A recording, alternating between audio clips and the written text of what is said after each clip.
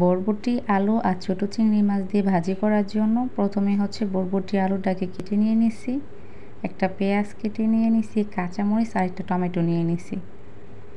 ছোট চিংড়ি মাছগুলোকে কেটে পরিষ্কার করে ধুয়ে নিচ্ছি। এখন হচ্ছে ফ্রাই প্যানে তেল দিয়ে দিলাম। তেলটা যখন হালকা একটু গরম হয়ে আসছে, পেঁয়াজ কুচিগুলোকে দিয়ে দিলাম।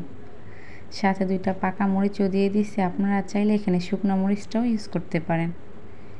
মরিচ আর পেঁয়াজটাকে হালকা একটু ভেজে নিচ্ছি। বরবটিগুলো আমাদের গাছে ছিল, একদম ফ্রেশ, তাই ভাজিটা খেতে অসম্ভব মজা হয়েছিল। এখন 1 টিস্পুনের মতো লবণ দিয়ে দিলাম, আধা টিস্পুনের মতো হলুদ মরিচের গুঁড়ো দিয়ে দিলাম। সাথে চিংড়ি মাছগুলোকেও দিয়ে দিচ্ছি। চিংড়ি মাছগুলোকে দিয়ে হালকা একটু সময় নিয়ে ভেজে নিতে হবে। চিংড়ি মাছটা হালকা একটু ভাজা হয়ে আসার পর এখন টমেটোগুলোকে দিয়ে দিচ্ছি। টমেটোটাকে হালকা একটু ভেজে নেব।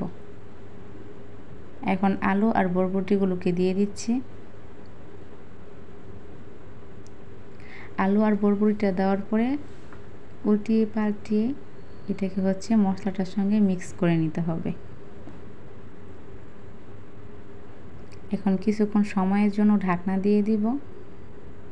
5 মিনিট পরে ঢাকনাটা উঠানোর পরে দেখি এখানে অনেকটা পরিমাণে পানি উঠে গেছে। এই পানিতেই কিন্তু বরবটিটা সিদ্ধ হয়ে যাবে। কিছুক্ষণ সময় নিয়ে নেড়েচেড়ে আবার ঢাকনা দিয়ে দিলাম 10 মিনিটের জন্য। 10 মিনিট পরে ঢাকনা উঠানোর পরে এখানে 4 থেকে 5টা কাঁচামরিচ দিয়ে দিলাম। আবার ঢাকনা দিয়ে দিচ্ছি কিছুক্ষণের সময়ের জন্য। ঢাকনাটা কিছুক্ষণ পরে উঠানোর পরে এখন হচ্ছে ভাজিটা অনেকটা পরিমাণে হয়ে গেছে। এখন হচ্ছে নামিয়ে নেব। আলুটা পুরোপুরি সিদ্ধ হয়ে গেছে, নামিয়ে দেখাচ্ছি। এটা হচ্ছে ফাইনাল লুক।